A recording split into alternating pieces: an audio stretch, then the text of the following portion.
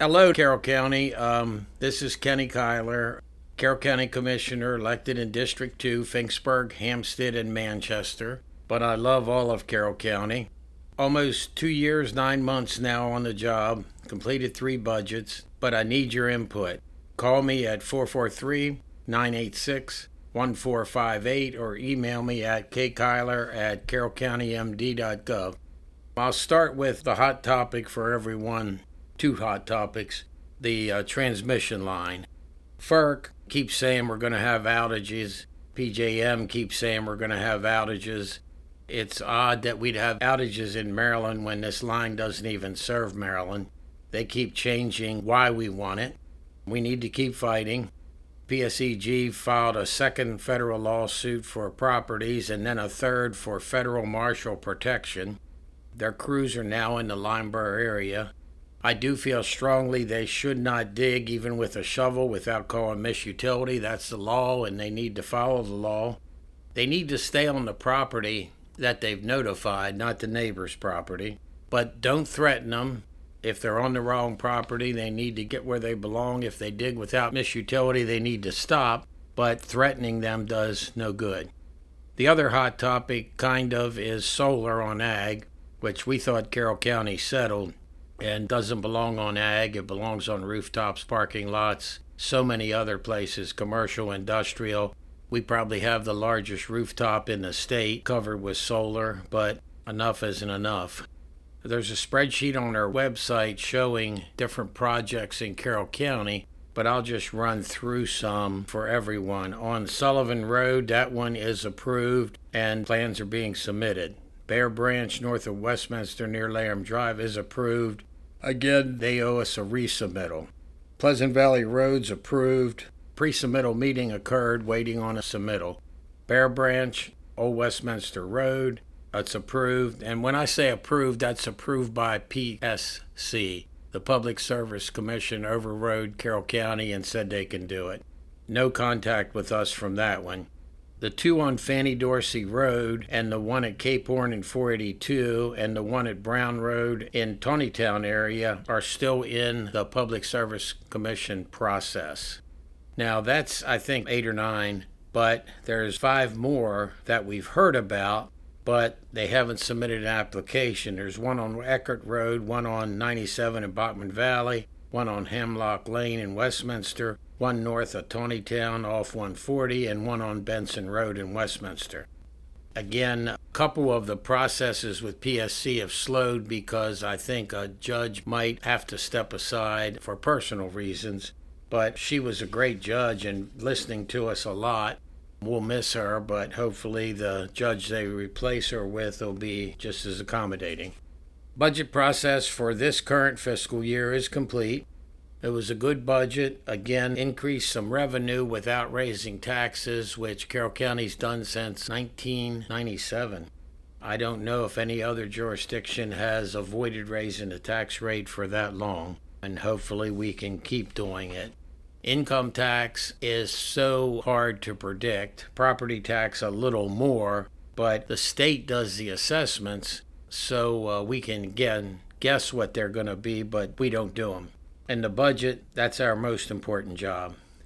Staff's working to get ready for a presentation to S&P, Fitch, and Moody's on our bond rating. Carroll County's maintained AAA with all 3 of them, and hopefully we'll continue to do that. The master plan's being updated, committees are meeting. A lot of people are involved with that. That's done every 10 years. I think some citizens make it a little more than it is. It's a plan. It doesn't restrict anything. The zoning laws and how they change, that's what allows or restricts. But the master plan, it's a great exercise and a great look at Carroll County. AgPres has passed the 80,000 acres of 100,000 goal. It's going to be harder and more expensive to get the last 20, but we're working on it. We had the Maryland Department of Environment, MDE Secretary, visit Carroll County, toured Union Bridge, Westminster Community Pond, and had a meeting with board and staff members here. We also had Tom Barkin, President and CEO of Federal Reserve Bank of Richmond, spent a long day here. He started out in the morning with a meeting with us and some other business people and continued with different meetings, a lunch meeting, afternoon meetings, and then a dinner meeting. I think he was here probably for 12 hours, so we really appreciate that. Denise Beaver worked on making that happen for probably a year, and it was a great visit. The one thing I'll quote him on, he said with the current economy in Maryland, the current economy somewhat nationwide and things changing, he said the average businessman is like someone driving in the fog. They need to be cautious. They need to stay awake and look at how things are changing, and that seemed to be a good analogy. I went to the ARC groundbreaking for 2 new homes. Significant that the 2 new homes are going on 2 lots that Carroll County donated to the ARC, but just a great group doing great things. Ex-Commissioner Rothstein is now Secretary of the Maryland Department of Veterans and Military Families, appointed by Governor Moore. He took that position August 1st, so soon to be a month in it. And that's a great decision for Carroll County, a great decision for the state. He'll be great at it, and he has so many contacts throughout the Veterans Network. I was really impressed with a gentleman that came here. Governor Moore decided to do the announcement in Carroll County, and some of Secretary Rothstein's friends came, and awesome people. He's got such a network.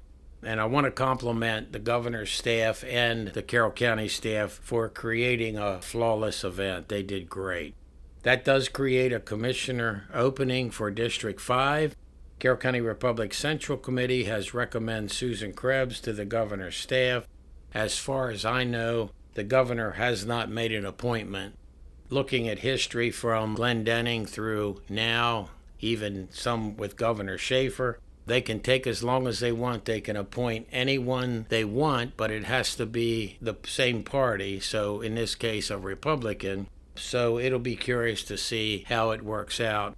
Governor O'Malley held one position open, I think, in PG County for over a year. Hopefully that won't happen here, but that's the governor's right. It's including Carroll County. There's been lawsuits filed when they've held a position open, but every case was finished in such a way that it supported the governor's right to do it. So we're counting on the governor to do the right thing for Carroll County.